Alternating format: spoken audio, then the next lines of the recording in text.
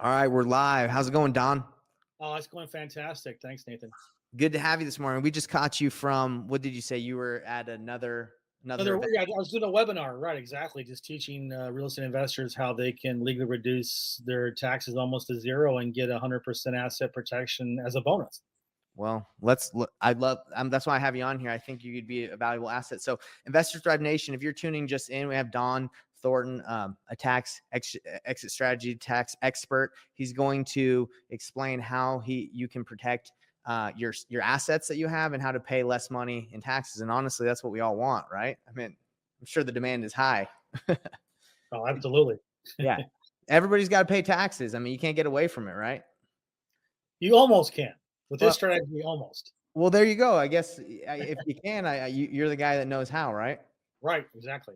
Go to investorthrive.com right now to check out some of our free training on how you can make money as a real estate investor, or schedule a time with me so we can chat about our mastermind mentorship and how we can help you learn how to wholesale nationwide and grow your business. Tell us kind of like a little short intro of who you are, so people that are tuning in can kind of get to know you a little bit better. Sure. Like I said, my name's Don Thornton. I have a 20-year real estate investor veteran. My, I guess my niche, if you want to call it that, has been short sales.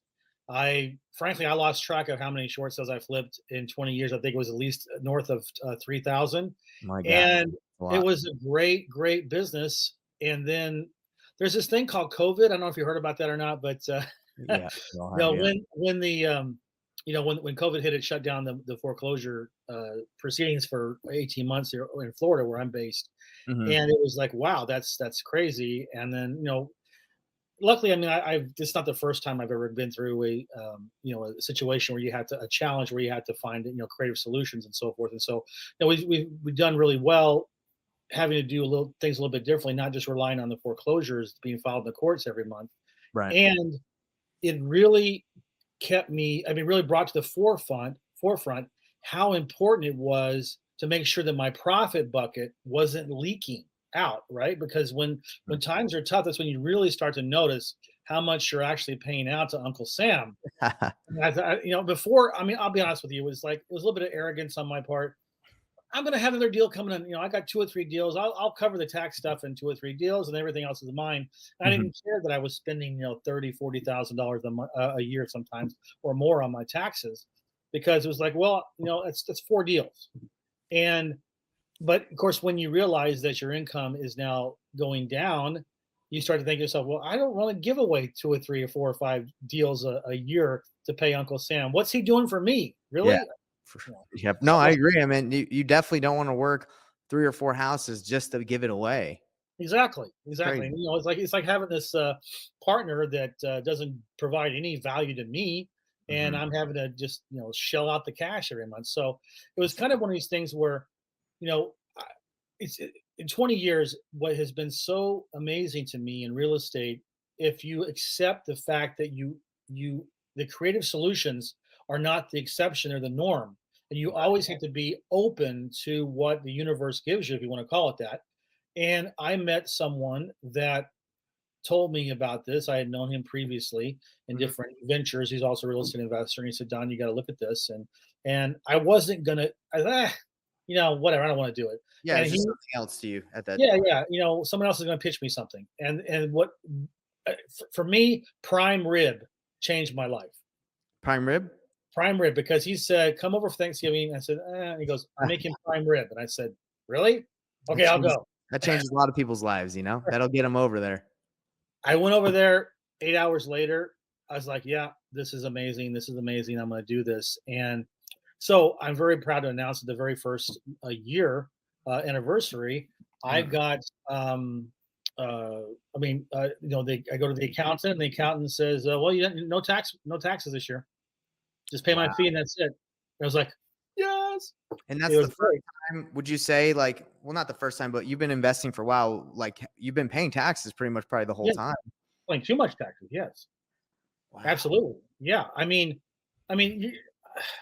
my the first year I broke through in 2004, I went from barely making it, living, supplementing my diet on 7-Eleven Big Bite hot dogs and Slurpees on my gas card Yeah. to making almost $1 million in 2004. And so from then on, it was just like, like I said, I was putting that money out. So it was the first year where I was able to, legally not have to pay the taxes. I converted all that ordinary income that I was paying 32% on Hmm. to permanently tax deferred passive income. And so I was able to bring my pre-tax net income down so low that there were no taxes to be owed.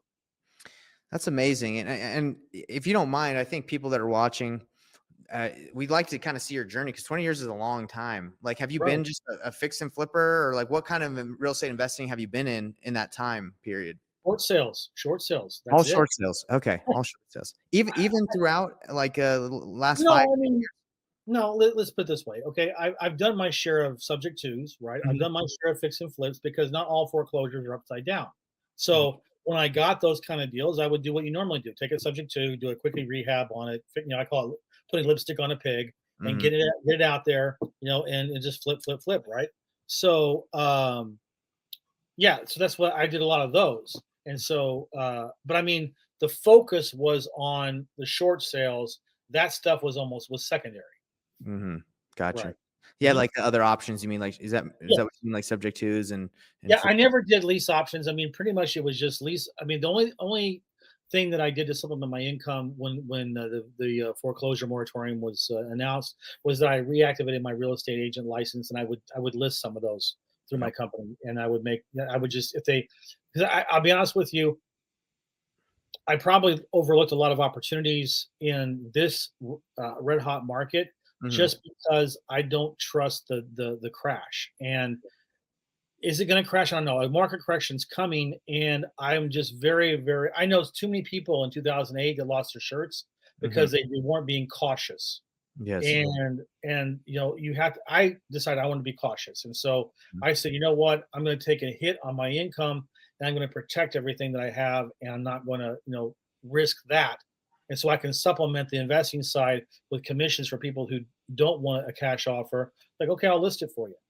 Give you a reduction on your commissions or whatever, and that's been a winning strategy. But yeah, so I mean, from real estate side, that's what I was doing. But I was always interested in short sales just because the idea that I can create equity and profit just from negotiating, risking no money, was for me like this is the most brilliant investing strategy I ever heard of. Do you, So I know no one can foretell what's gonna happen in the market. There's a bunch of different, perspectives, but what do you feel like short sales are coming back or? I do, yes. We're already. It depends on the market where you're at. I know here in Florida, we're already starting to see, declines in the values. Now, the Mhm. the the challenge that I have as a short sales specialist is that I can see what's happening now with the market. The banks are not going to start seeing it until 8 months after it starts to happen. Because that's when So they get the properties, right? that's when I start seeing, okay, yeah, they're always about 6 to 8 months behind. Okay. Well, that's what happened in 2006 to me when I didn't close a single deal in 2006, Mhm. and that was really the biggest danger point I had in my career. Was they just I was once the market started to go down, it went down so fast that by the time I negotiated a killer discount, by that time it wasn't a killer discount anymore.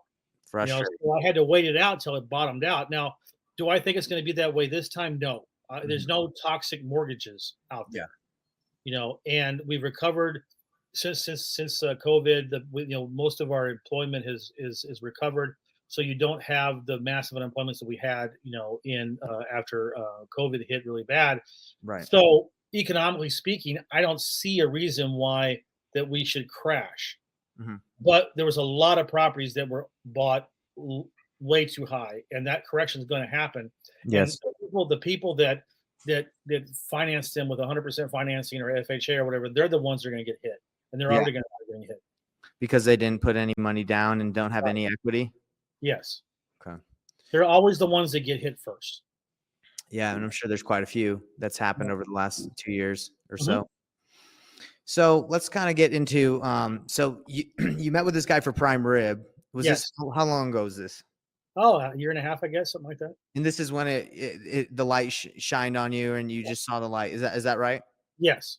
Okay, so after, he showed you this and you're all in, what was what else happened? What was like the next step after Well, that? I invested in it. I mean, the whole thing is how is the tax reduction is done by buying a beneficial trust. We call it. The actual name of the trust is, and it's a mouthful. It is a non-grantor, irrevocable, complex, discretionary spendthrift trust. And Wow. the reason why you say it that way is because each component of that name has a different advantage that you get from other trusts. I mean, there's trusts out that are out there that are revocable. There are some that are irrevocable, but they're not spendthrift. The way these things work together makes it a unique trust that gives you, first of all, 100% asset protection. The trust cannot be penetrated uh, except if they can prove that you were doing fraudulent activity. Other than that, they can't get it. I mean, it's protection enough to where if you do get sued by somebody, as soon as that gets in front of the judge and your attorney or you yourself tell the judge that this is a spendthrift trust, is going to say, well, you can't sue it. That's literally Mm. how deep in the vault you have your assets. But the most exciting thing for me was because I don't really hold properties. I don't have a big rental portfolio. I've been basically a short sale negotiator, not negotiator, investor and flipper all these years. I just flip. So for me, it was not the asset protection was less important to me than the tax advantages. But this trust has unique tax advantages that come into play when it works in concert with another entity. Okay. Mm, okay. So, but you have to have this beneficial trust. I'll say that for the sake of oatmeal in my mouth with that name of that trust. Yeah, We're going to yeah. talk about beneficial trust. So when I have that trust, I'm going, you as a client, you're going to sell all of your assets, personal and business, into the trust, and the trust is going to give you a demand note for the value of those assets. Okay. And Wow. this is done because you don't want to create a taxable event on the sale and get caught with capital gains. Okay. Oh, wow. Okay, so this helps with capital gains as well? Even at the beginning, yes, even more so once we get into it. So once the trust is created and you're named the trustee of the trust, and all the assets that you own, used to own, are now in the trust, you have total control of those. That's what the word discretionary means. The Mhm. trustee has 100% discretionary power over what the trust does with those assets, and make all the decisions. So now I control my assets, but I no longer own them, which Mhm. means they can't come after me for anything. And I can't come after me as a trustee. They can't come after my assets because they now are owned by this trust that has 100% vault that they can't penetrate. Okay. It's a good idea. So now uh, I need another entity to be able to create the tax reduction on a massive scale. Now you can do that with a LLC, or you can do it with a business trust that we also sell. The business trust is better because everything is in that vault of asset protection. If you do it through an LLC, you get the tax advantages, but anything having to do with that LLC does not have any asset protection. That's the trade-off. So, having two trusts is a little bit more expensive, but I tell people if you can only afford the one, get the one, and then when you start when you start saving that money on a grand scale, then you'll have the money to be able to buy that additional trust and maybe lock it all down with the asset protection. Wow. Okay. Yeah. So what I'm going to do is the beneficial trust with me as a trustee, we're going to get a 90% uh, limited partnership in that LLC. I'm going to talk about the LLC for right now. Okay. Mhm, mhm. So so then I personally have 10% of that LLC. The beneficial trust has 90% of the stock, or what you're going to call it, in that LLC. Right. That's really important. I'll explain that in a second. So now that I got the LLC over here, it doesn't have any assets from which to generate revenue because my assets are in the beneficial trust. So, as trustee of the beneficial trust, I am going to lease those assets over to the LLC, which will allow my LLC to operate my business as normal. Find people in foreclosure, negotiate short sales, flip them, generate revenue like I would normally. Okay. Right. Well, at the end of the year, just like normal, we're gonna deduct all the expenses that we can, 100%. So let's say, for example, that if I have $1 million, $1.5 million of gross revenue, Mhm. I deduct everything, and that brings my pre-tax net income down to $1 million.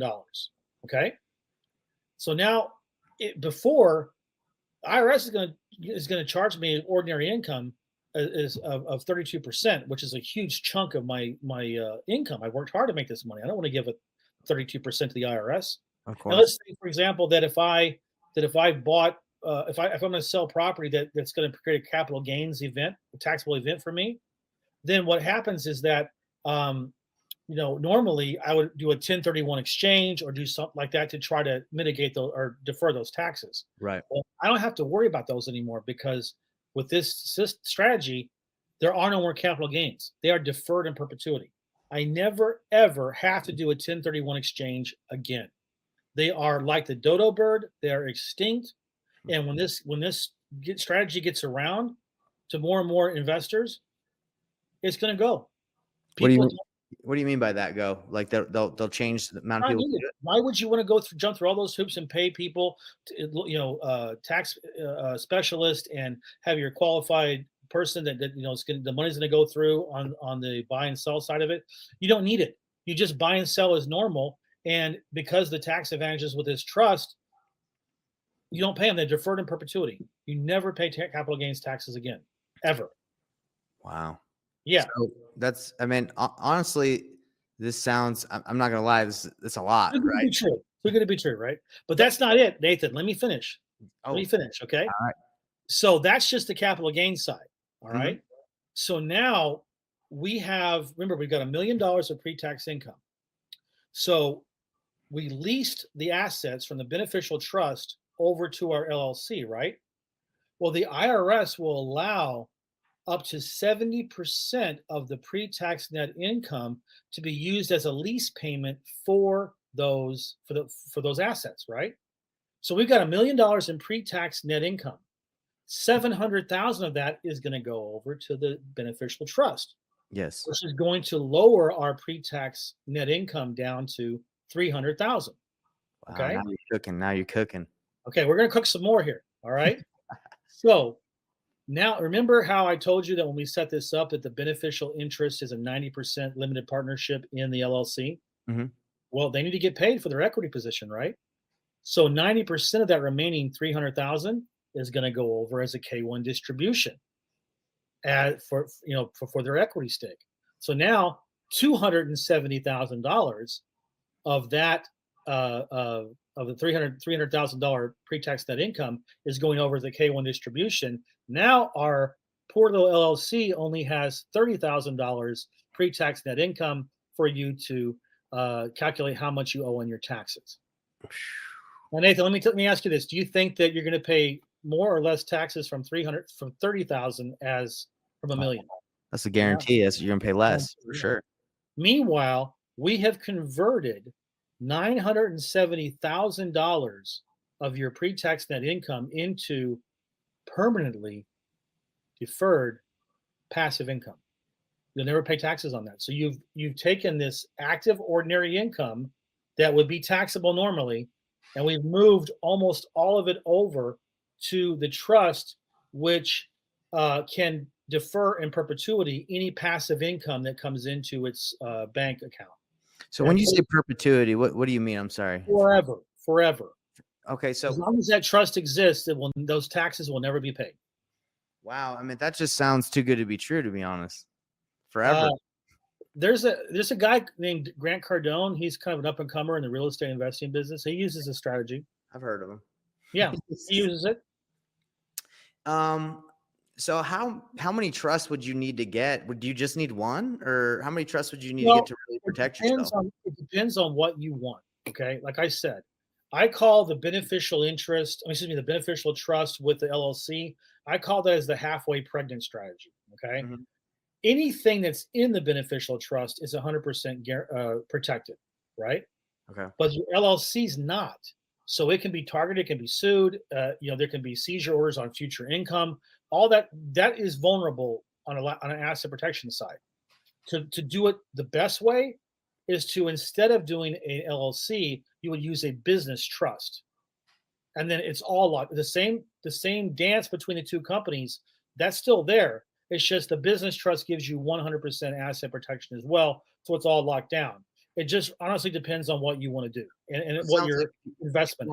yeah, so it sounds like if you want to do it right, you need to get the first trust. What did you call the first one? The Beneficial trust. beneficial trust, and you need to get a business trust. That's not, is that Yes. right? You need so But you need two. for a lot of investors who are, maybe they're not just starting out, but they're doing okay, but they're not, for them, because it's $15,000 for a beneficial trust. That's a one-time investment.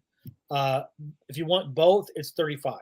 Mhm. So for a lot of people, that extra 20 is a little bit of a stretch. So Right. what I advise people is, look, you know what? Do what you can do. At least the very minimum, get the beneficial trust. At least your personal assets are protected, your business assets are protected, and you're vulnerable on the LLC side. But once you start making those tax savings that we just talked about, then you'll be able to buy a business trust. But if you have the funds, get both. Yeah, so I'll you're basically waiting a year maybe to see Yeah, those savings to afford the yeah, other one. So right. the $15,000, is that for including your guys' fee to set it up, or is that just what it costs? That's what it costs. You also get an entire year of unlimited consultation with our company, as well as the CPA firm that we use, that helps our clients. And Mhm. so they'll help you set it up, make sure that you do the assets correctly, and they'll also train your tax person to be able to do what you're doing now with the trust. Make sure it's all done correctly. That's included in the price the Yeah, first year. you wanna make sure that, whoever you use doesn't blow it up, right? Right, Yeah, exactly. in the Because future. you see, the thing is that if you've seen the illustration, the whole thing is designed to never create a taxable event. Mhm. And that's why, in with the special status the trust has, and it's codified especially for IRS code 643. You can look that up if you want. These Mhm. types of trust. Uh, you know, they there have been over 10,000, at least 10,000 tax returns that have been done on this trust and this strategy. Not one time has it ever been audited. Not one time. They don't wanna mess around with that trust.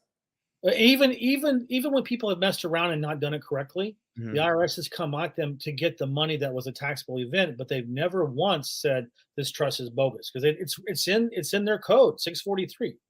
Is there a possibility that like you get everything set up in your beneficial trust and your business trust, and then 5 years down the road they're like, this is too good, guys, we're gonna change it? Is that possible? No, these trusts have been around for hundreds of years. In fact, they have their origins in Henry VIII's time, back in jolly old England, Oh wow. and they were taken to the colonies, and then of course they stayed with us. And the very first Supreme Court ruling about this was done in 1810, believe it or not. So And they're there pretty have been solid. there have been a number of court cases, decisions, and so forth that have stated that because of the special nature of this trust, that it's been here for since the dawn of our country. It's not going away. And you got to remember too, how many rich people are using this? You think they're gonna, they think they're gonna just, they listen. Congress, people in Congress, they all have this. That's one of the ways they can get around financial or campaign issues and so forth, because they have total anonymity. The money can come in, and they have plausible deniability. They don't. I know what you're talking about. I'm a trustee. So, is there a certain amount of income that someone should be making before where it becomes beneficial at this? Because I'm sure if you don't make enough, it probably cancels out or doesn't make sense. Is there a certain amount of Yeah. income? I mean, honestly, it depends on what your priority is. If you want the asset protection, then Hmm. the investment's worth it. From a tax perspective, if you're paying 10, 15, I would say that's the minimum that you'd want to be paying for it to make sense.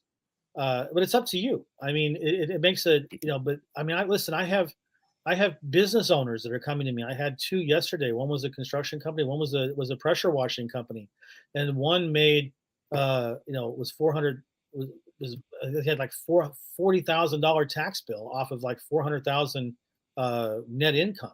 That would You make me know, it's just so mad. crazy. Yeah, That's ridiculous. yeah. So I mean, I would say in general 10 to 15, maybe. But if you want the asset protection, just get it. If you have the funds, invest in it and make sure you lock down your assets. So when we talk about asset protection, a lot of the people that invest in Thrive Nation are new to investing. Mhm. What are we getting protected from, or what are they getting protected from? Someone falling on their property and suing them? Like Yes. Yes. what are I what would have you seen? say the slip and fall scams, number one, predatory lawsuits, and like I said, for me, I always held a $2 million liability policy during the existence of my company, specifically for that, because I wanted the protection in case someone was going to try to sue me. And I was sued once, and I think it was like 2011. Mhm. And even though they had no grounds whatsoever, I still had to pay $8,000 to my attorney, and I had to fight it for 2 years. That was a pain in the patootie. I don't have to worry about that anymore. In fact, I let go of my liability policy because I don't need it anymore. Ridiculous. Yeah, Yeah. and honestly, I've heard that the more you get in real estate, it's not if you'll get sued, it's when. Yes.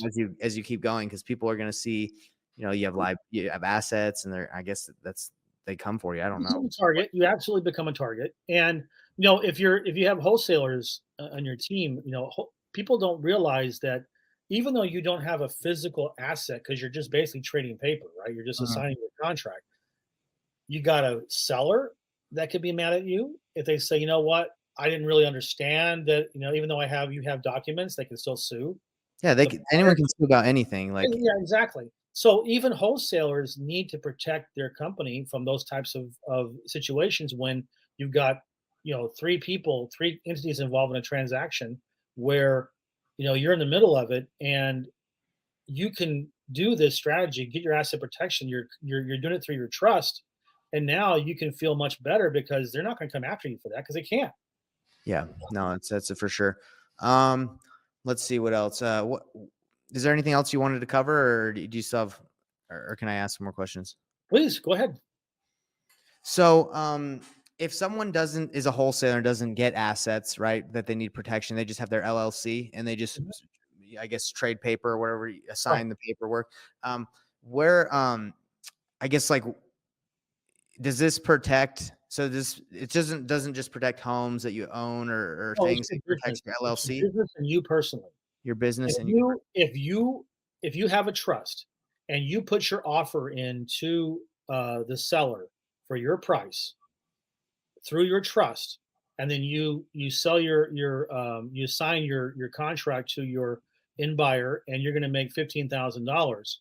Well, remember that you can go into it feeling really confident, knowing that if it blows up and it goes bad, you're good. so it's the They can't ultimate come after you. protection for your business. LLCs are, Yes. I mean, that's what most people start with, but this is like the ironclad, like, Yes, yes, and remember, they can get in this trust is based on contract law that is guaranteed in the Constitution, and it has a spendthrift provision that means that the legislature, Congress, state, local, city mhm, council, whatever, they cannot get involved in a contract between two entities. It's already been ratified by the Supreme Court and other court decisions. So, whereas the LLC, S corp, land trust, those are all creatures of the legislature, and what the legislature creates, the legislature can amend or take away, right? wow.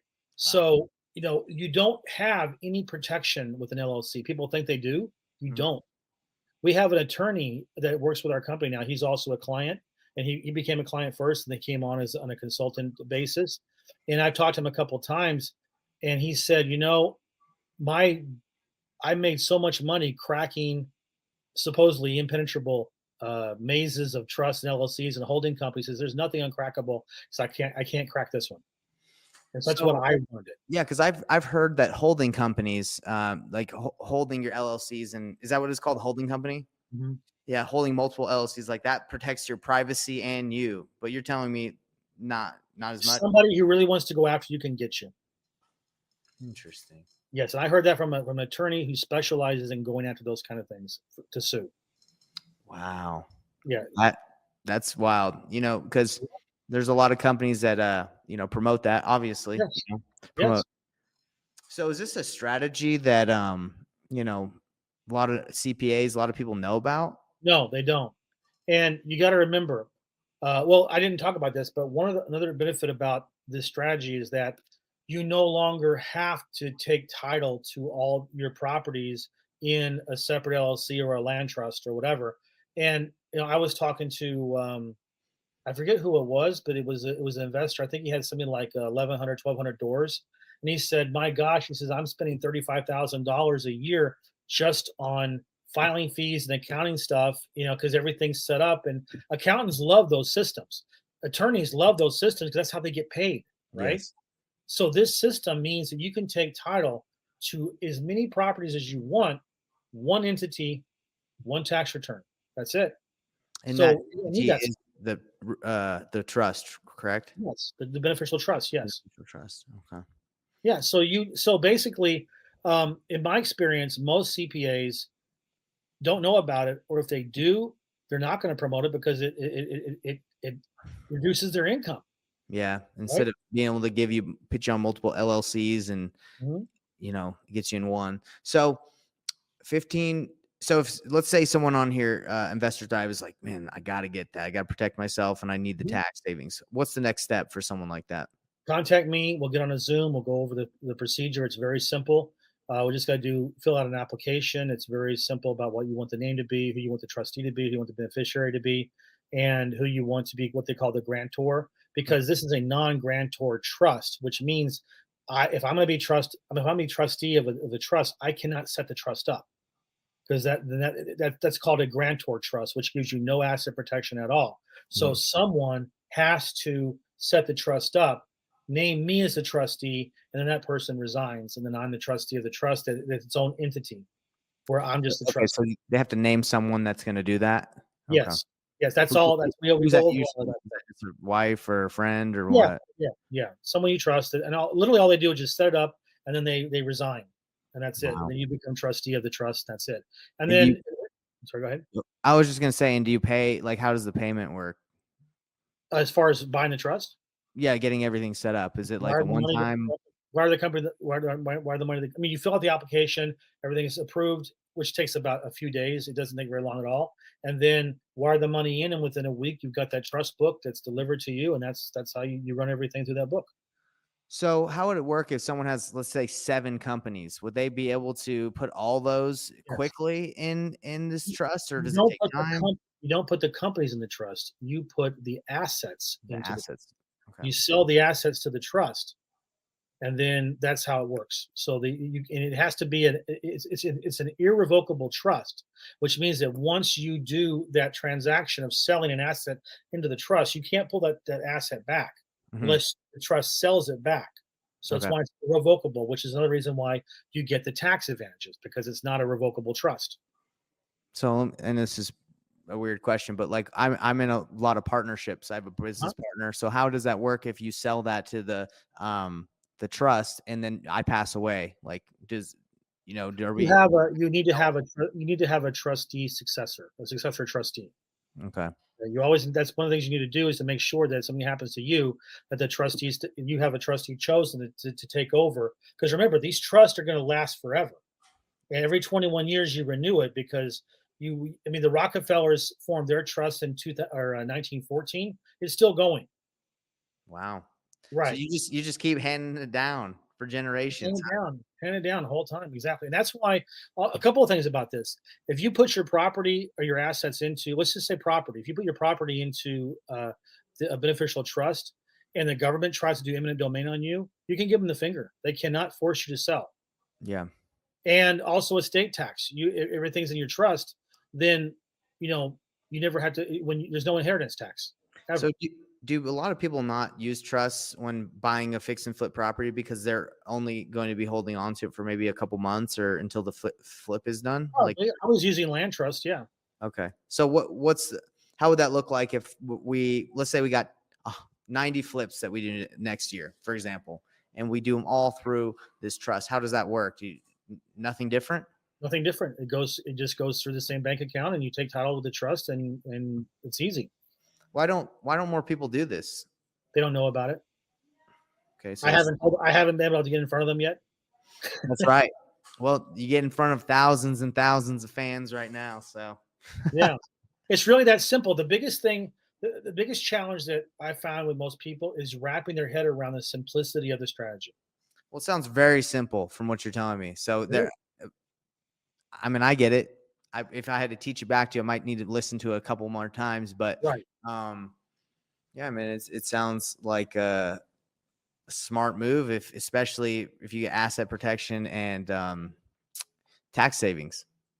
Yes, 100%. Now, I do a lot of partnerships in my short sale business. Hmm. That's why a business trust was better for me because, you can't, with a beneficial trust, you cannot have set distributions, right? So that's why you need to have a separate entity to operate the business through, which is either the LLC or the business trust. But the business trust is much better, to do this. It's better equipped to handle that than an LLC.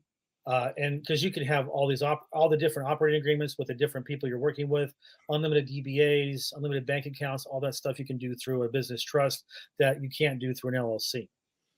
So what if you start this trust and you have a falling out with your business partner or whoever's in there, just like not death, but you falling out and you want all your stuff out. Like, how does that work? My suggestion would be to not have business partners in the beneficial trust. Okay. Uh, Each one should have his or her own trust, and then Mm, they have a business trust where they have their operating agreements that are set down in paper, and when the partnership ends for whatever reason, it's like a prenup, right? yeah. Everything's done through these operating agreements, so that way the assets are not in jeopardy. Okay. So if you have, let's say, 10 properties, they're Uh-huh. in your LLCs that you have partnerships with, they're in the Yes. business trust, and that's how everything's done that way. But Mhm. the properties, the assets are in the Yes. beneficiary trust, right? The beneficial trust. Yes. Beneficial trust. Is that right? Okay. Yes, and how you dispose those properties and everything, that's in your operating agreement that is done through the business trust. Okay. But in the business trust, you can have partnerships. It's not like everybody Yeah, has to get their own yeah, business yeah, trust. Or, yes. Right, because when I JV with people, we have our JV agreements and everything and they have set distribution, so I don't run that through my beneficial trust. It's all through the business trust. so who this is just a question about, it must be difficult to educate some people come in. Do your CPAs, do your people you work with, like, try to teach them what's going on, or do they just do it and just say, hey, No, I mean that's part of it. That's why, listen, experience has shown that it needs a year to be able to make sure that all their questions are answered, and yeah, so that's why they give a year's worth of unlimited consultation to our clients specifically so they can, it's hard to wrap their head around it and to think about a different way.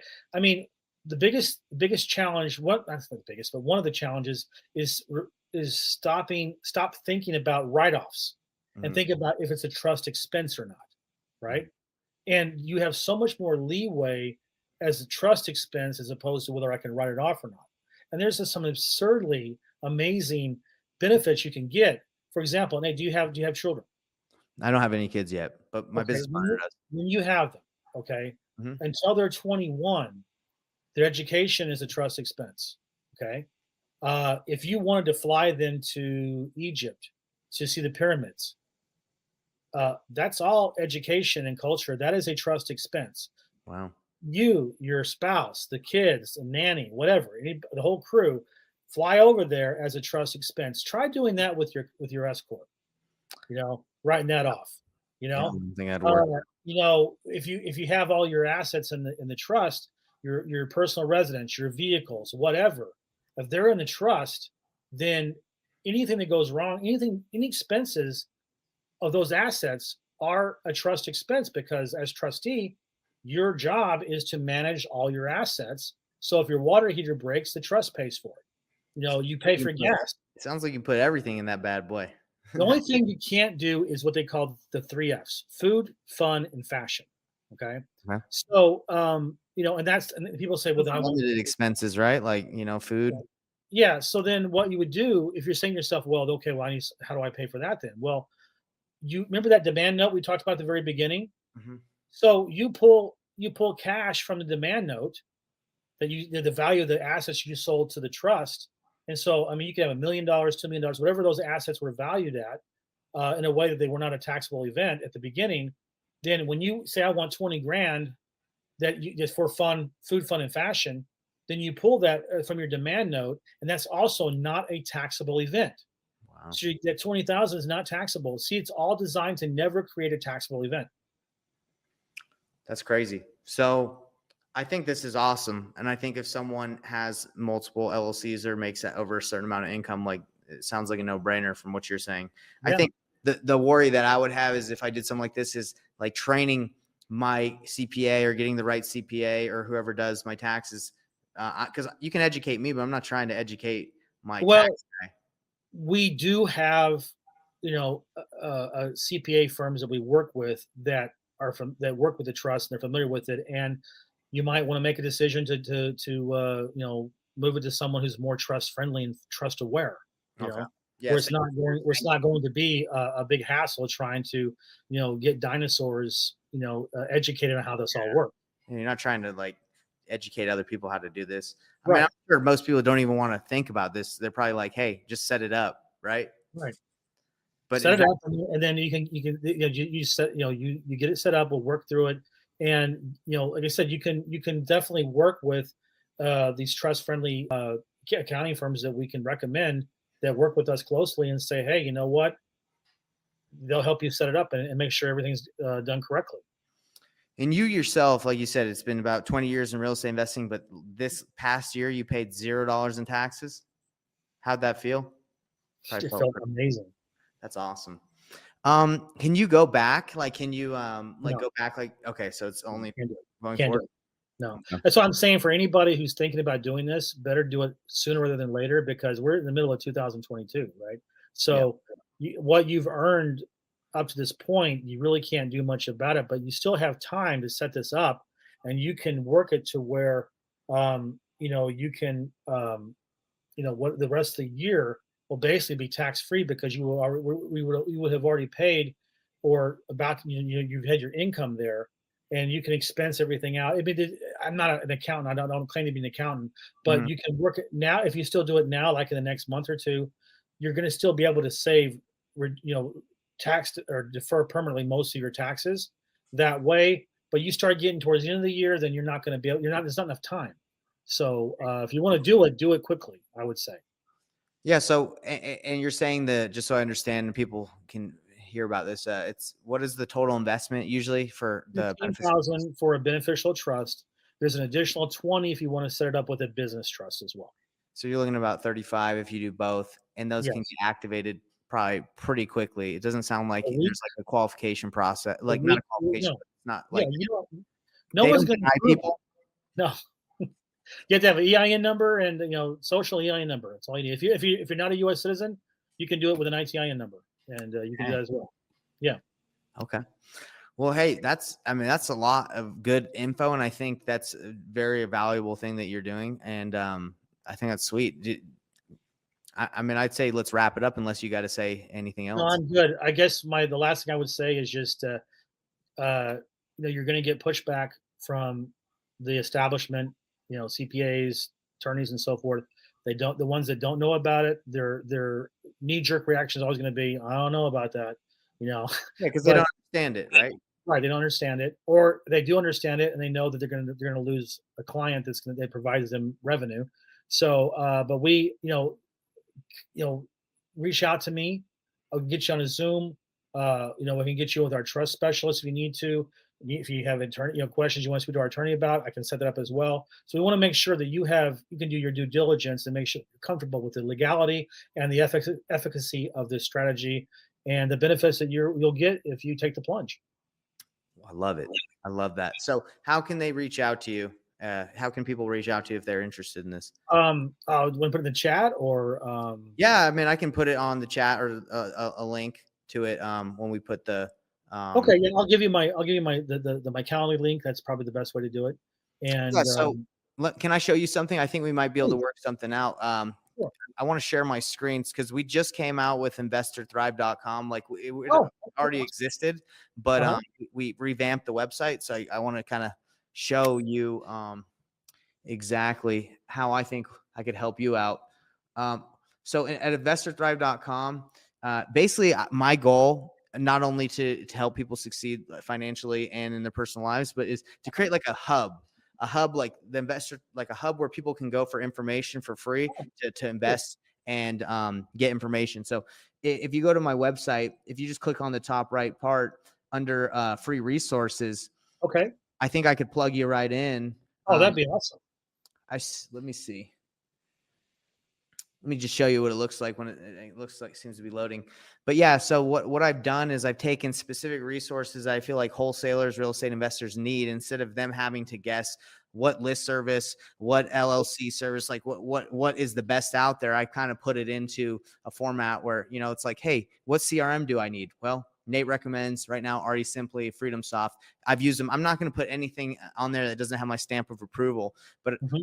like I said, I wanted to create a place where instead, if you're new or experienced and you just want some ideas of where to go to Mhm. for the best any of these services, you can go. So I mean, let's chat after this and let's plug you Yeah. in. And I think, you know, that way people that are interested in tax savings or doing things of like asset protection, you know, they'd be able to reach you. So anyway, I'm just excited about the site. So I want to show you and everybody. I think it's great. I'd love to be on there. So yeah, and for anybody else on Investor Thrive, you can go here. We have a lot of cool tools. We have a free course that you can sign up for that teaches you how to get into real estate investing. It's absolutely free. And I'm just trying to give back because I remember when I first started, I didn't know where to go and I had no experience in real estate. So here you go, investorthrive.com. But hey, Don, that was awesome. I really appreciate your time. That was really cool to find out a little bit about how people can get into the tax savings and Mhm. asset protection and not stick it to Uncle Sam, you know? Yeah, my website is to hell with the IRS, so right to the point. Well, they're not going to forget. No one's forgetting that, right? Right. Okay. Well, hey, Don, it's great. We're just going to end this call right here, and Great. then you can stay on Yeah, no problem. and chat. So, hey, Investor Dive Nation, thanks for tuning in. I see a lot of people stayed on the whole time, so let's go. Talk to you guys later. Have a great rest of the day. See you guys.